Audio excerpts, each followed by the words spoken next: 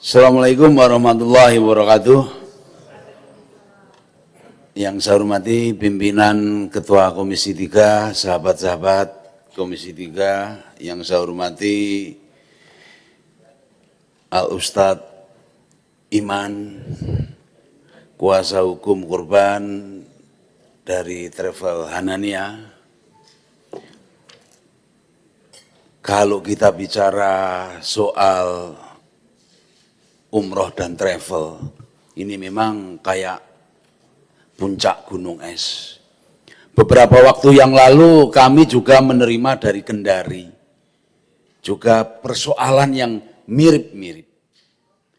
Ini masalah travel dan umroh ini memang kalau di negara kita yang mayoritas agama muslimnya terbesar itu kayak kacang goreng.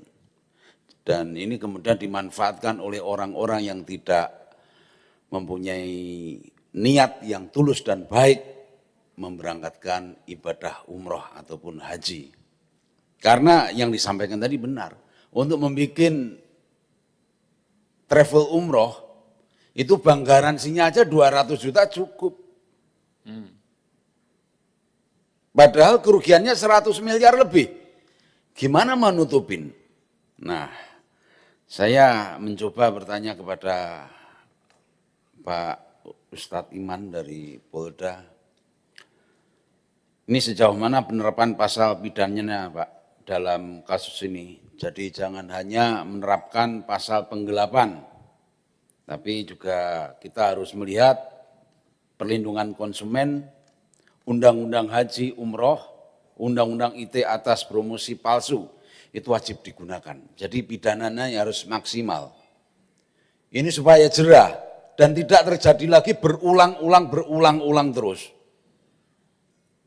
Kemudian soal uang setoran calon jamaah, tadi juga sudah disampaikan, sudah ada rencana tindak pidana pencucian uang, terus melakukan penelusuran aset. Sampai detik ini penelusuran asetnya sudah sampai di mana? Pak Iman ya, saya ingin bertanya itu. Supaya juga para korban ini juga bisa mengetahui secara real. Ini loh datanya, asetnya Hanania itu. Kalau dikatakan mismanagement, ya pasti diarahkan kepada hal-hal yang tidak tepat. Atau sudah dialih namakan kepada orang lain. Ini bisa ditelusuri. Terus saya juga mohon penjelasan terkait koordinasi dengan Kementerian Umroh dan Haji. Apakah ada oknum-oknum yang mencoba melindungi? Bisa aja terjadi. Karena kasus seperti ini sudah sering kali terjadi gitu loh. Terus yang ketiga, yang keempat, Pak Iman, saya ingin bertanya terkait pemeriksaan terhadap akuntan publik yang secara rutin memeriksa laporan keuangan Hanania. Apakah ini sudah dilakukan?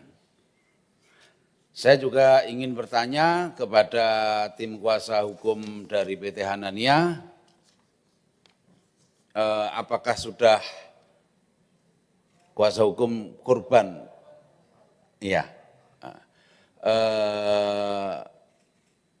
Pertama, bagaimana pemberian informasi kepada penyidik. Ini juga saya minta yang sangat lengkap sekali Pak.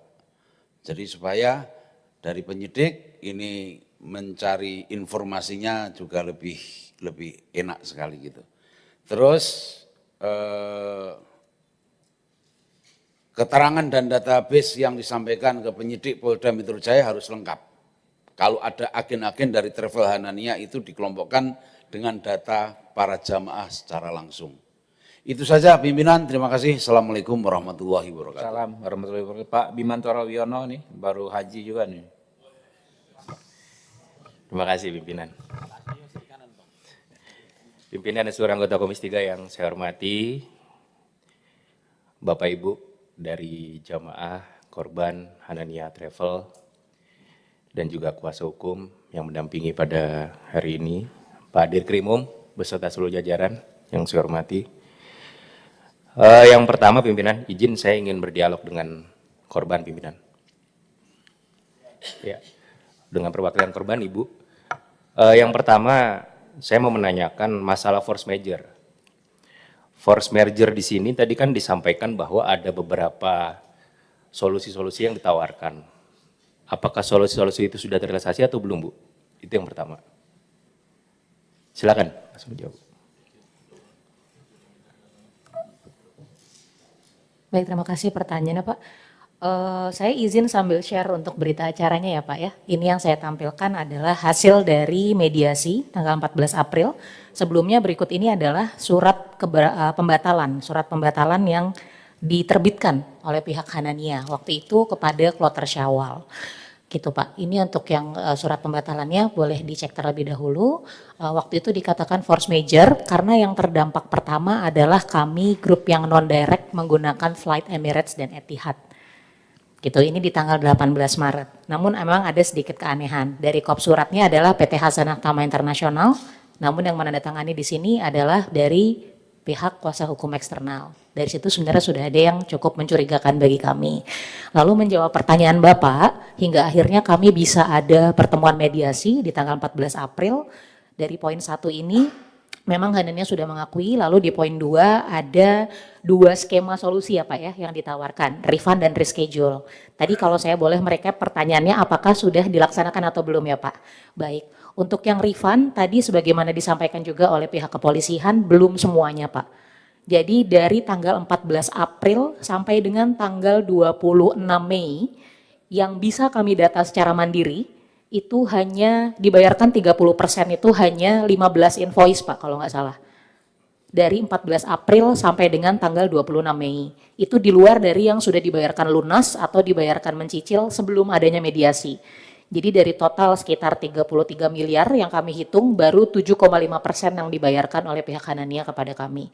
Lalu yang kedua terkait reschedule, ini bisa dikatakan tidak berhasil dijalankan.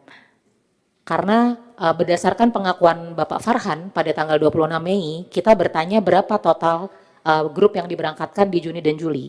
Berdasarkan pengakuan beliau kurang lebih adalah 44 grup. Dari 44 grup, beliau hanya mampu memberangkatkan 2 grup, tanggal 11 dan 12 Juni. Dan yang bisa diberikan hanya dalam bentuk tiket pesawat. Hanya tiket pesawat. Jadi sebenarnya bisa dikatakan berhasil tidak, itu hanya tiketnya aja. Selebihnya mereka berangkat mandiri, begitu Baik. Pak. Terima kasih. Terima kasih Mbak. Berarti di sini saya bisa menarik kesimpulan, ini kan berarti ada dugaan kuatnya skema Ponzi Pak Dirkrimum. Kenapa saya bisa bilang skema Ponzi? Karena yang sudah terjadi seperti First Travel dan kemarin pun sempat ada travel yang dari Sulawesi itu, mereka rata-rata mengambil dana itu untuk perputaran 30% dari total dana yang dijual oleh mereka. Dan inilah yang diputar-putar, gali lubang tutup lubang itu di situ Pak. Dan saya tidak heran ini hanya 7,5% yang dikembalikan. Karena sebenarnya duitnya ini udah hilang, udah nguap. Gitu. Itu yang pertama. Yang kedua, tadi pun disampaikan bahwa dana operasional disampaikan oleh direktur travel tersebut bahwa dana operasional sudah kosong, kan gitu Bu ya. Saya agak curiga juga, kan kalau di dana operasional ini sebenarnya kalau di dalam rekening ini kan yang pertama pasti ada modal awal di situ. Yang kedua ada dana operasional itu sendiri. Yang ketiga ada keuntungan yang lalu yang mungkin memang ditaruh juga di situ untuk dana cadangan. Yang keempat pasti ada pendapatan kotor yang sedang berjalan. Dan ini sudah sangat-sangat mencurigakan kalau misalnya di rekening tersebut sudah kosong isinya. Ya kan? Sebenarnya sudah ada satu fakta hukum. Ini udah ada mens reanya sebenarnya dari awal. Orang ini emang mau nipu lah poinnya seperti itu. Dan ini mungkin yang harus dikembangkan oleh pihak kepolisian kalau menurut saya. Yang harus digarisbawahi mens reanya sebenarnya sudah ada titik temunya. Itu yang pertama. Yang kedua, tadi pun dibahas juga mengenai ada teknik-teknik influencer, artis dan lain sebagainya. Itu menurut saya standar marketing itu. Pasti mereka untuk menutupi skema Ponzi-nya ini akan melakukan hal seperti itu. Bagaimana caranya tetap ada orang-orang terus yang terjerat di dalam bisnisnya dia ini.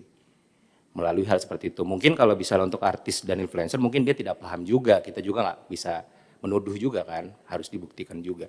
Tapi itu memang kalau untuk travelnya ini itu pasti sudah ada niatan, salah satunya untuk boosternya pasti melalui mereka.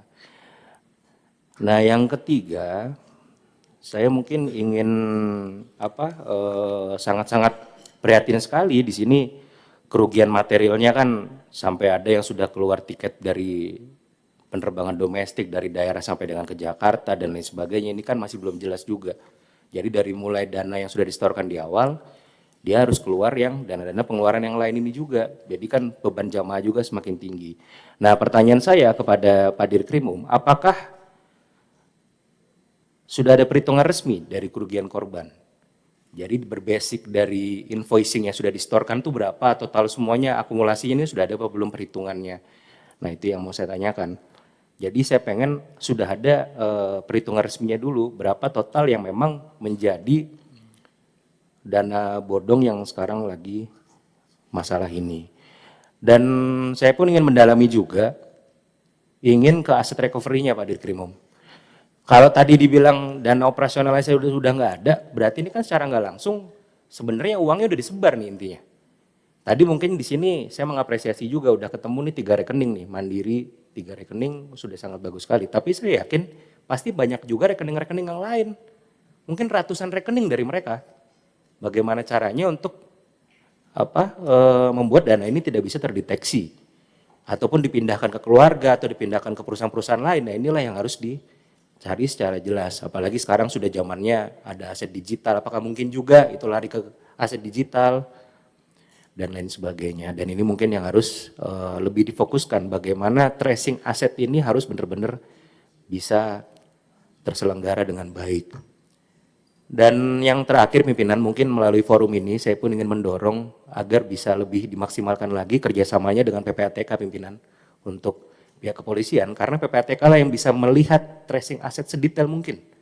Dan kami berharap ini harus benar-benar bisa dimaksimalkan sehingga menjadi evaluasi juga dan contoh juga untuk travel-travel lain yang ingin berbuat jahat seperti ini, sehingga mereka tahu konsekuensinya kalau misalnya sampai terjadi penggelapan seperti ini, negara bisa men-tracing sampai sedetail mungkin. Nah inilah yang harus digarisbawahi, mungkin harus digabungkan juga dengan PPATK. Terima kasih pimpinan.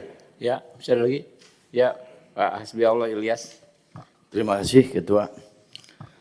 Yang saya hormati dan para anggota, Pak Ustadz Dirkrimum, Pak Imaduddin, mudah-mudahan sehat selalu dan juga perwakilan korban travel Hanana. Saya langsung saja. Memang korban travel ini bukan 1-2 kali, Pak. Saya dulu sebelum di DPR itu pengusaha travel. Hampir 50% travel itu sistem ponzi, Pak. Dia ngambil uang, berangkatnya tahun depan. Itu selalu seperti itu, Pak. Nah, yang perlu Pak Iman cermati, ini bukan hanya di travelnya, Pak. Di pihak bawahnya. Ini kan travel dia dapat duit dari yang bawah-bawah ini, Pak. Biasanya nyimpen uangnya itu, Pak. Itu yang dari bawah-bawahnya itu. Yang pencari jamaahnya ini. Dan itu rata-rata di situ, Pak, penyimpan uangnya. Nah itu, biasanya seperti itu. Dan yang kedua, agen-agen di lapangan ini, Pak, yang perlu Bapak selidikin sampai ke akar-akarnya. Bahkan ada salah satu travel besar di DKI Jakarta, Pak. Saya nggak sebutin dan tokohnya tokoh besar. Itu pernah kejadian dengan kasus juga seperti ini sampai jual rukonya, sampai jual gedungnya. Karena apa? Karena rata-rata mereka sistem ponzi. Nah tolong Pak Iman, ini hanya masukan, tolong penampung, pengkulak jamaahnya ini mesti diselidikin. Karena biasanya duit itu, uang itu rembesnya dari situ.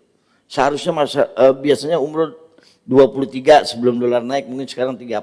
Itu masuk ke kantornya itu sekitar 20-an atau 23, misalnya dari 30 atau 25. Karena dia kan mengambil selisih, dia dapat bonus, tapi selisihnya juga diambil di luar itu. Nah, penyimpanan uang rata-rata travel itu dari situ, Pak. Nah ini yang tolong jangan kita hanya di bank juga boleh, tapi di lapangan juga harus kita lebih optimalkan lagi. Berikutnya begini Pak Iman, bukan hanya travel ini yang bermasalah. Ini paling tidak travel itu ada pencegahannya Pak. pencegahannya karena kasihan nih. Orang mohon maaf ya kalau tradisi orang Betawi itu sudah ratib, sudah ini, tiba-tiba nggak jadi pergi umroh Pak. Itu nggak bunuh diri aja udah untung Pak. Iya, iya. Mentalnya itu terpukul. Ibu saya lihat tuh mukanya sedih, bener kan? Berkaca-kaca. Kasihan lah kita nggak usah lihat. Itunya tolong sampai setuntas-tuntasnya nih Pak. Ini buat pelajaran ke travel-travel berikutnya. Terima kasih Ketua. Assalamualaikum warahmatullahi wabarakatuh. Waalaikumsalam warahmatullahi wabarakatuh. Ada lagi? Cukup, Pak Rudi Lalu. Terima kasih Ketua, anggota Komisi 3 yang saya hormati, Pak Dikrimum Polda Metro beserta jajaran, kuasa hukum maupun korban dari Hanania Group, menjadi korban dari penyalahgunaan ya. Bapak Ibu yang saya hormati, Pak Dikrimum tentu kita mendorong bersama agar kasus ini bisa diungkap sesegera mungkin, agar para jamaah bisa dipulihkan kembali kerugian yang dialami dalam kasus ini. Dan saya percaya pasti Pak Dirkrimum, Pak Imam bisa menyelesaikan kasus ini dengan baik. Bapak Ibu yang saya hormati, kasus ini harus menjadi perhatian karena bukan 1-2 kali Pak. Di Makassar contohnya First Travel, lalu kemudian di Kendari kemarin, ini untung-untung belum rangkap Pak. Di Kendari itu jamaahnya sudah terlantar di Madinah Pak. Dan banyak travel juga seperti itu. Sehingga momentum kasus yang masuk di Komisi 3 ini Hanania Group harus menjadi contoh agar tidak ada lagi travel-travel yang mencoba menipu rakyat kita, menipu warga kita yang mau menunaikan ibadah umroh. Saya fraksi Nasdem ya mendukung penuh langkah Dirkrimum untuk kemudian menyelesaikan kasus ini dengan baik. Terima kasih. Assalamualaikum warahmatullahi wabarakatuh. Ya, waalaikumsalam warahmatullahi wabarakatuh. Ya, Pak, yang terakhir mungkin ya, Pak Safarudin ya. Silakan. Terima kasih pimpinan. Saya hormati pimpinan Komisi 3, anggota Komisi 3 dan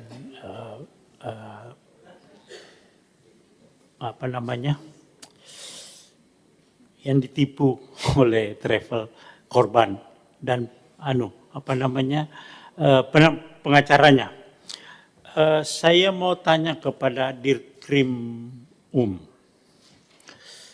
kan sudah kerjasama dengan PPATK. Untuk sementara, ya kan masih berjalan ini ya. Untuk sementara kan ada rekening tiga rekening yang diblokir ya. Itu kemudian penelusuran oleh PPATK. Kemudian ada perusahaan tersangka juga punya perusahaan itu. Kalau saya lihat kan anunya 95 miliar itu kerugiannya. Berapa yang sudah bisa disita aset dia? Berapa persen dari 95 M itu Pak Dirkrim supaya bisa kita lihat. Kalau bisa terpenuhi dari 95 M berarti kan bisa untuk pengembalian kepada jamaah ini. Gitu. Saya pikir untuk memberangkatkan harapan untuk memberangkatkan kembali sudah selesai. Ini kan orangnya juga sudah ditahan. Orangnya sudah ditahan juga sudah selesai itu. Yang kita harapkan sekarang ini aset sebanyak-banyaknya dari travel ini untuk mengembalikan uangnya korban ini gitu. Izin Pak Ketua kepada Ibu yang korban, berapa sih tarifnya untuk berangkat ini Bu? Variatif Pak, kisarannya dari 29,9 juta sampai sekitar 40-an juta juga ada. 47. Jadi beda-beda. tergantung, betul, Beda-beda, tergantung ya. programnya Pak mau ambil Iya, yang iya, mana. iya, 40 sampai 29. Ya, jadi kan memang travel ini sekarang kan berlomba-lomba untuk mencari jamaah, tapi dengan harga yang murah, kemungkinan besar terjadinya kerugian itu besar kemungkinan. Jadi harga travel yang sangat minim itu mungkin untungnya nggak ada, karena kalau tadi kita dengarkan dari Dirkrim itu kan mulai tahun 2023 gali lubang tutup lubang. Nah itu Pak Dirkrim nanti berapa sih yang sebetulnya sudah untuk sementara ya, untuk sementara yang sudah aset dengan uang, dengan aset-asetnya berapa yang bisa kita ambil dari tersangka. Yang kedua, saya kira nanti Pak Dirkrimum kerjasama koordinasi dengan Kementerian Umroh dan Haji. Travel ini kalau saya sarankan, travel ini harus punya uang di bank garansi itu lebih besar dari jamaah yang diberangkatkan. Jadi ketika terjadi apa-apa, ada dananya di bank itu. Harusnya Kementerian Haji harus memperhatikan itu, karena banyak sekali untuk ke depan ya, untuk ke depan.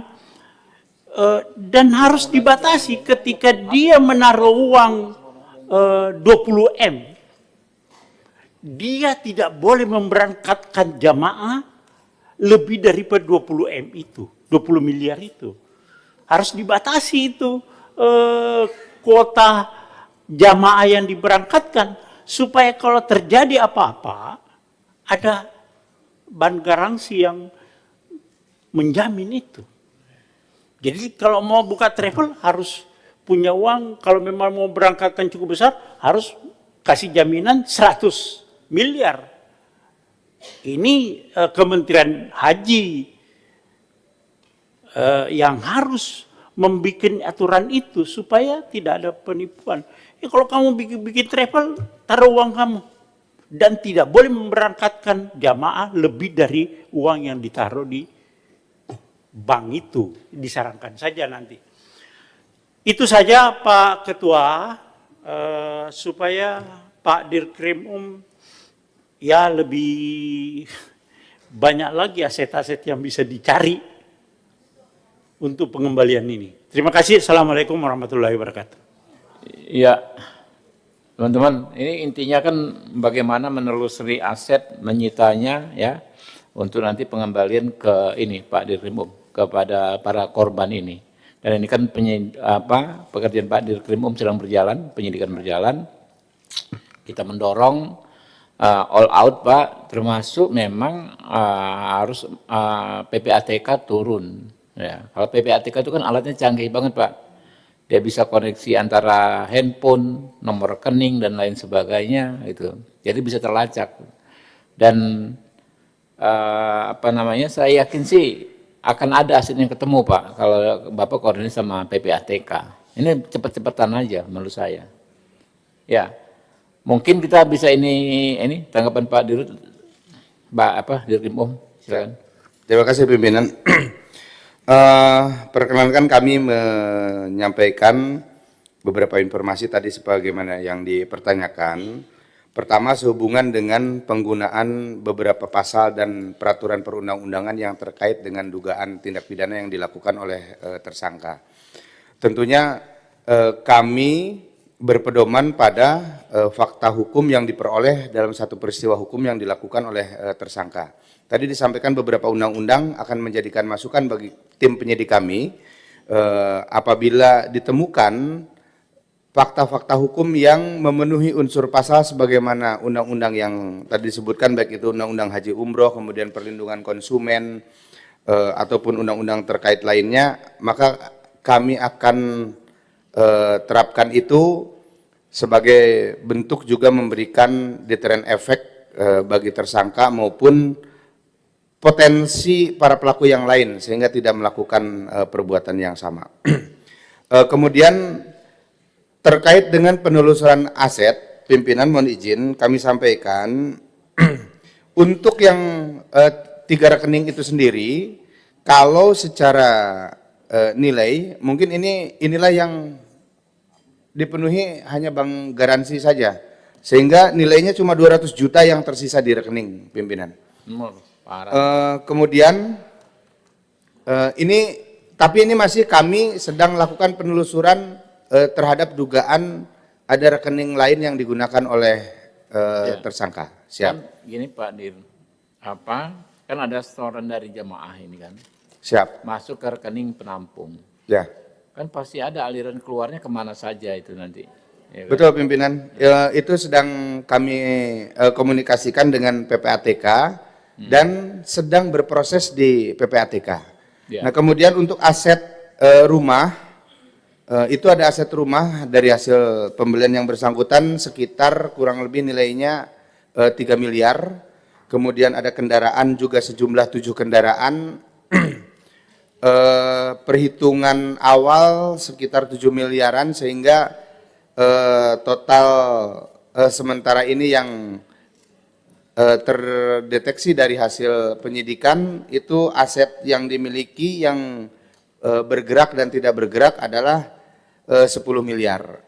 Kemudian namun kami juga sedang melakukan pendalaman terhadap ada satu informasi dari pihak yang terafiliasi dengan tersangka, mungkin karena ini masih dalam proses pendalaman dan mengantisipasi supaya tidak dilakukan pengalihan oleh yang bersangkutan, kami tidak sampaikan dalam forum ini pimpinan. Semua bisa disampaikan nggak apa-apa. Siap. Tapi yang penting prinsipnya kejar semua gitu Pak. Siap. Kami pastikan kami lakukan tracing dan pengejaran terhadap yang megang aset-asetnya yang terafiliasi dengan tersangka. Kemudian untuk keberadaan hasil koordinasi dengan Kementerian Haji, tadi dipertanyakan apakah ada oknum. Kalau kami sampaikan dan kami pastikan bahwa sebagaimana yang diutus oleh Pak Wamen waktu itu adalah concern pada bagaimana mencari solusi bagi para korban. Jadi tidak dalam rangka melindungi ataupun melakukan upaya-upaya yang menghambat penyidikan. Tapi dari Kementerian Haji mendukung sepenuhnya pada kami dan siap membantu kami apabila kami menemukan hambatan-hambatan di dalam proses penyidikan ini. Kami dikomunikasikan langsung dengan Pak Wamen, Pak Daniel, bahwa beliau siap membantu sepenuhnya kepada penyidik apabila penyidik menemukan hambatan-hambatan dari dalam proses penyidikan terkait dengan travel umroh ini. Jadi kami pastikan sampai dengan hari ini komunikasi yang dilakukan adalah bukan dalam rangka melindungi oknum atau apa. Dan kami juga belum menemukan ada pengembangan ke arah sana. Kemudian untuk pemeriksaan terhadap akuntan publik pernah dilakukan pemeriksaan pada tahun 2023. Namun kami pertanyakan kepada tersangka hasil pemeriksaan maupun akuntan publiknya, tersangka tidak dapat menunjukkan hasil pemeriksaannya atau produk dari akuntan publik tersebut. Bahkan tidak bisa menunjukkan juga akuntan publik yang dikatakan tersebut. Siap. Sehingga fakta yang kami peroleh bahwa belum pernah dilakukan pemeriksaan oleh akuntan publik. Kemudian untuk perhitungan tadi kami sampaikan bahwa sementara ini dari hasil penyidikan kami, total dana yang dikelola oleh PT Kasanah Tama Internasional, total dana jamaahnya adalah 95,22 miliar. Itu dana yang dikelolanya. Kemudian dari pelapor yang masuk ke kami, para korban yang saat ini adalah 27,52 miliar. Yang sisanya itu kami hitung adalah korban yang belum menyampaikan laporan kepada kami. Begitupun juga mungkin tadi yang disampaikan oleh kuasa hukum, ada beberapa yang mungkin melakukan pengaduan atau menyampaikan pelaporan ke kuasa hukum, namun belum tercatat di posko pengaduan kami. Yang kami sampaikan tadi adalah yang tercatat di posko pengaduan kami. Kami kira itu, pimpinan, mohon izin. Terima kasih. Assalamualaikum warahmatullahi wabarakatuh. Oke. Dari pihak ini ada yang ingin disampaikan? Closing statement? Ya. Closing statement ya? Oke. Ya, baik. Terima kasih Bapak Pimpinan, Bapak Ibu semuanya. Sekali lagi saya mewakili korban, terima kasih untuk atensinya. Bukan hal yang mudah untuk kami bisa akhirnya berada di dalam gedung ini dan keluh kesah kami didengarkan. Tapi dengarkan itu baru satu langkah pertama. Mohon sekali bantuan Bapak Ibu di sini untuk bisa membantu pergerakan mencari solusi untuk masalah yang kami alami. Karena bentuk penipuan kasus umroh ini seperti kisah klasik.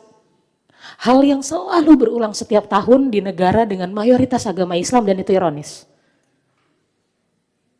Saya pribadi merasa efek jera itu sangat diperlukan.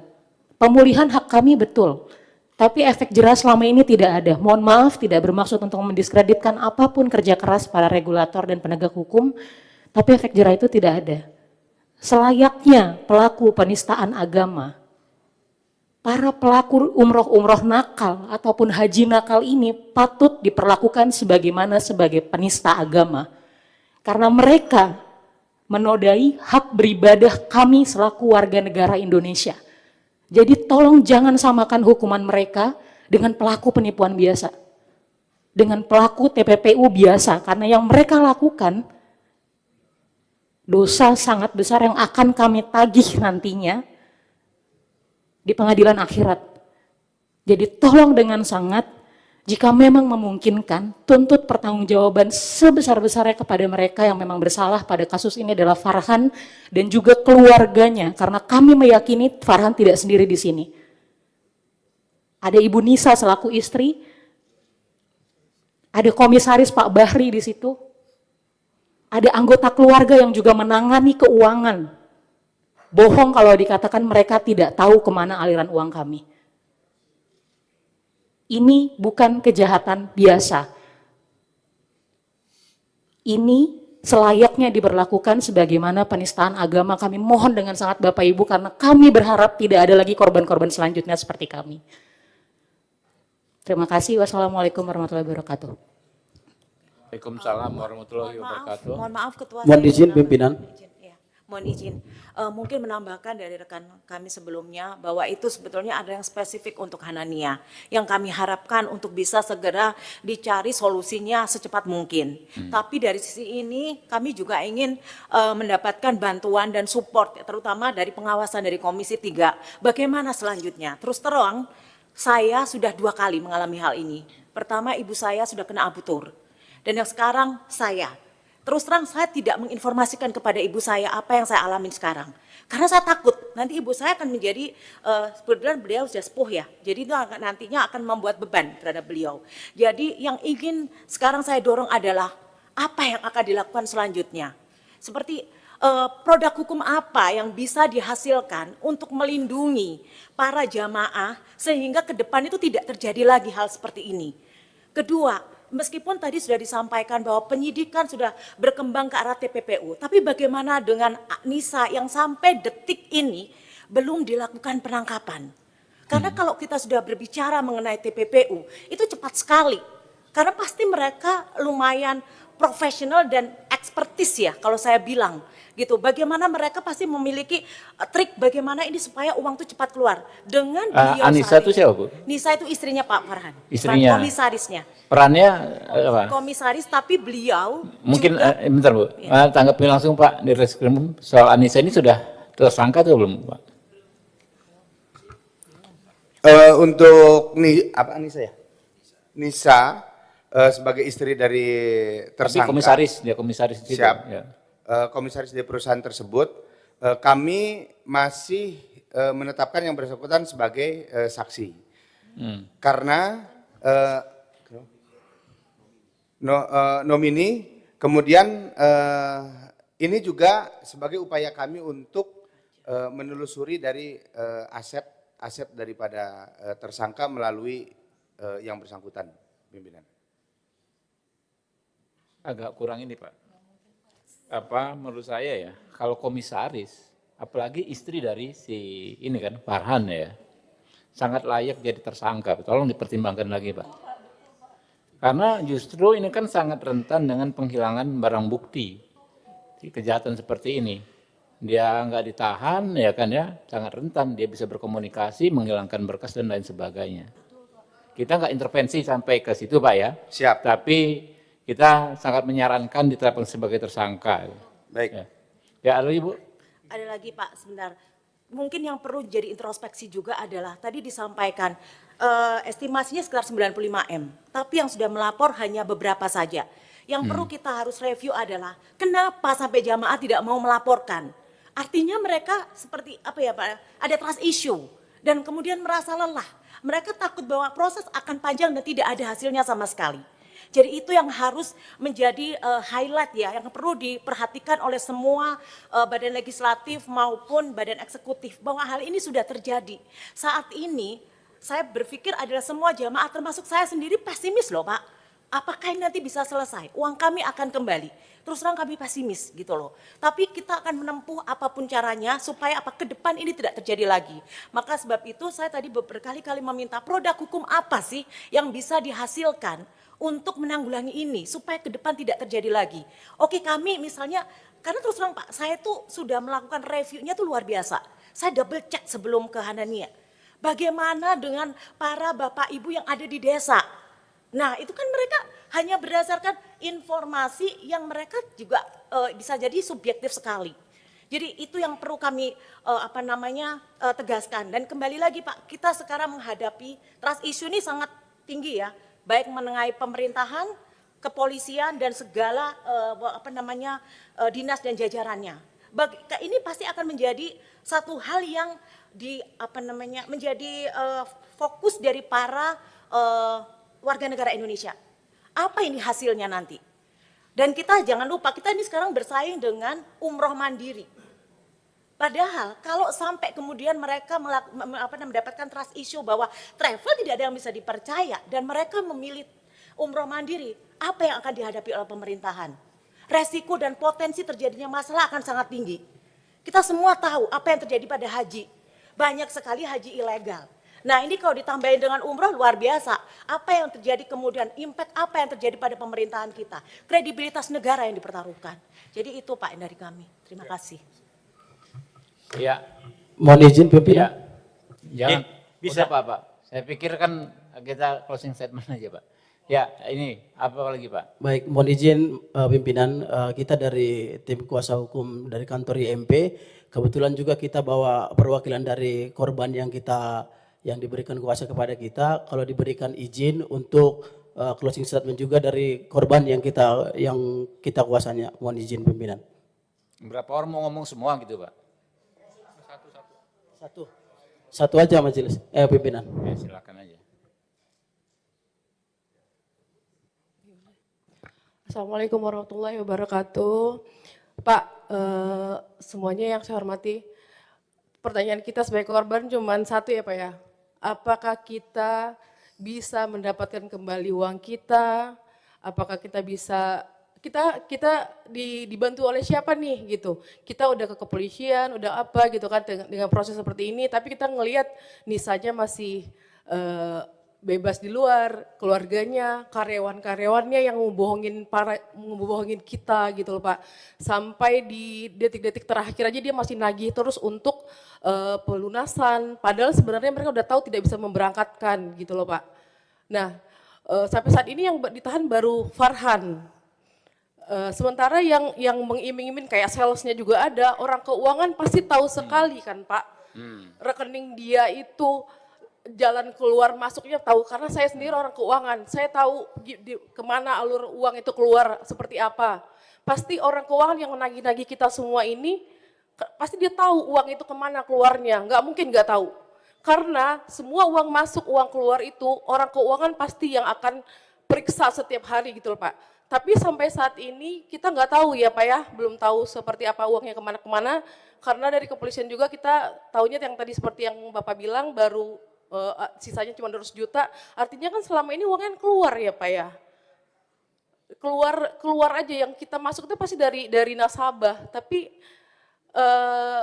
tidak ada, pasti adalah penerimanya, nggak mungkin dalam waktu dekat uangnya langsung raib gitu loh Pak.